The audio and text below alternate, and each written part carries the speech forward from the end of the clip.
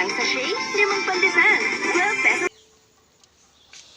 Okay mga guys, mayroon tayong muling TV dito na gagawin. LG ito, 21 inches. Ang trouble nito ay dating bumabagsak yung supply niya. Pag switch mo ng mga ilang minuto, magkakaroon siya. Tapos babagsak siya. Ngayon, ang ginawa ko dito para maayos yung supply niya, mayroon akong pinilitan na resistor dito sa area ng secondary supply sa Q840. Ang pinilitan ko ng resistor kasi na-open na yung resistor na 12 key. Dito banda yon, dito sa area na ito. Ang kunyang resistor R842 ang ano niya, yan. Kapag nasira itong resistor na ito, kapag na-open na yan, pag switch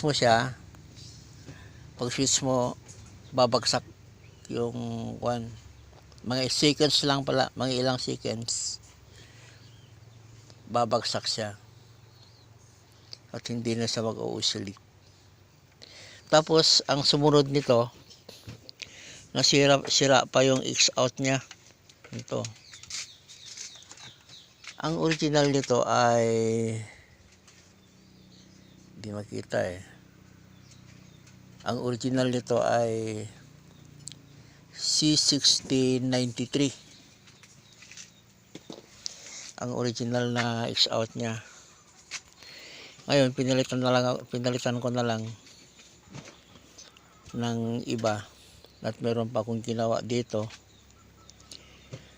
Nung papunta dito sa horizontal drive, yung mga supply dito sa horizontal drive niya, merong dito, merong tawag nito, ayan, ito pala R406. Ito yung horizontal drive niya.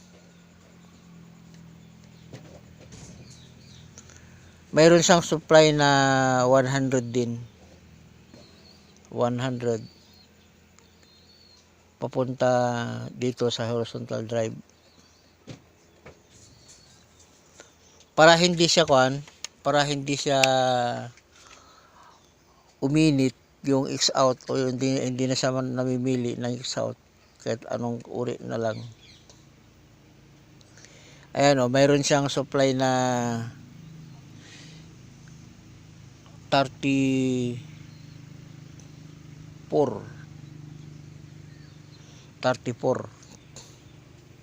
supply, 34 volts na nakalagay dito. Ang dating value nito ay 6.8 key ang nakalagay dito. Ngayon pinalitan ko siya, nilagyan ko siya ng 12 key para yung heatsink ay yung horizontal output hindi siya iinit, magtatagal, kaya niyang i-drive. So yan ang bago kong ginawa dito. Tapos ang isa pang ginawa ko dito, log out natin, ihang natin itong yoke niya, nasira na ito, putol-putol sa loob. Ayan o, putol-putol sa loob. Yun, ang ginawa ko yan, kinalas ko yan, tapos nirewind ko ulit, binago ko ulit yung kinalas ko, tapos ibinalik ko rin yung rewind niya, kaya nabuo yung picture. At ang isa pang trouble nito, medyo natagalan tayo dito, yung akala ko vertical IC ang trouble nito, ngunit hindi naman pala. Kapag naputol pala ito, kapag wala na palang continuity itong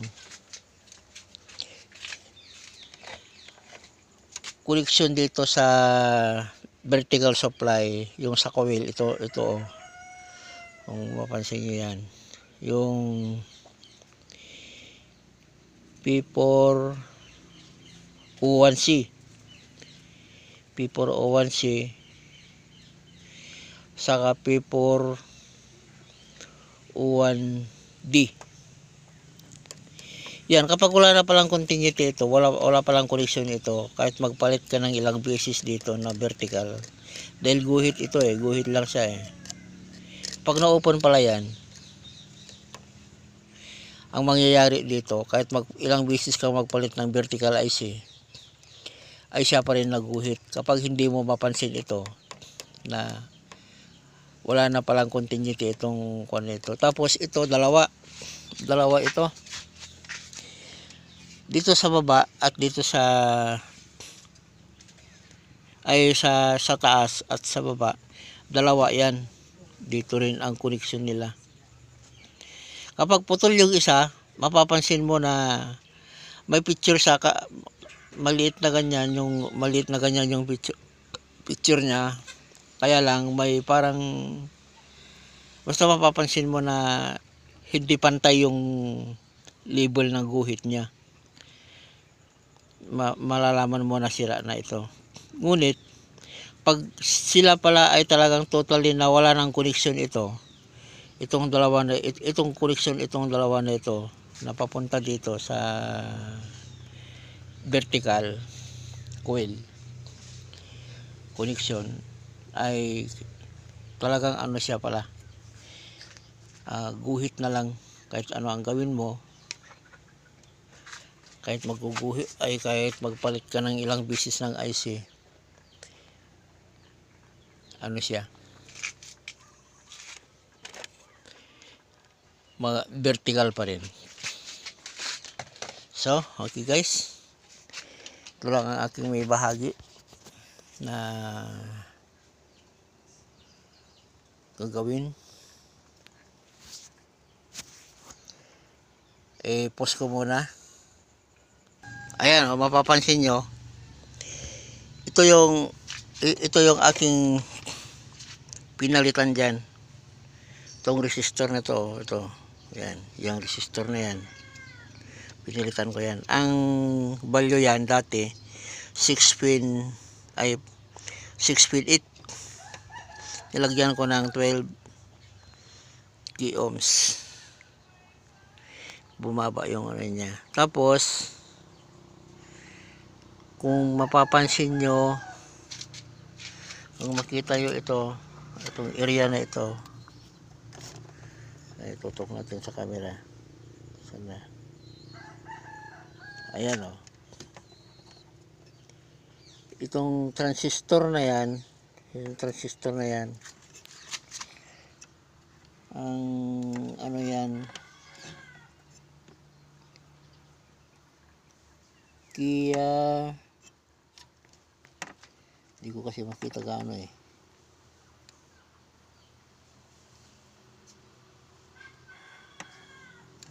Kia, dali lang.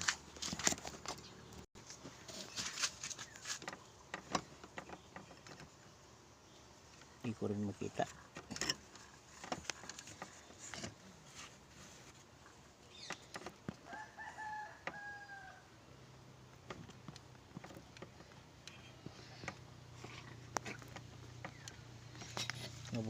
Sasaraduhan kasi.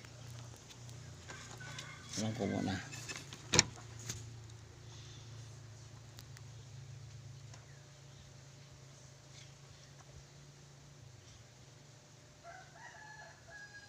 Kia 431E. Regulator yan. Kia 431E. Yan. Mapansin nyo yung maliit na resistor na yun ay 12K yun. Na-open yun. Kapag na-open yan, yan yung dahilan na pag switch mo, pag magsusukat ka ng voltahe, babagsak yung B+. Hindi tutuloy. Yan yung inayos natin. So, itong TV nito, naging okay na siya. Yan, oh. Ayos na siya. Na-rewind na, naayos na, dugtong na natin yung mga naputol. Naputol nito. Baba, ayan, oh. Kikita yung mga iskas tip dyan, oh. Ayan, oh, yung iskas tip. Electrical tip pala, hindi iskas tip. Electrical tip. Ayan. So ito, okay na. Oh, yan siya mga guys, oh. Ganda yung kulay niya. Oh. Yan, oh. Ganda yung kulay. Naayos na, oh. Oh, okay na yan. Salamat sa panonood at sana makatulong ito sa mga kapwa kong baguhan pa lang sa pagre-repair. God bless us all.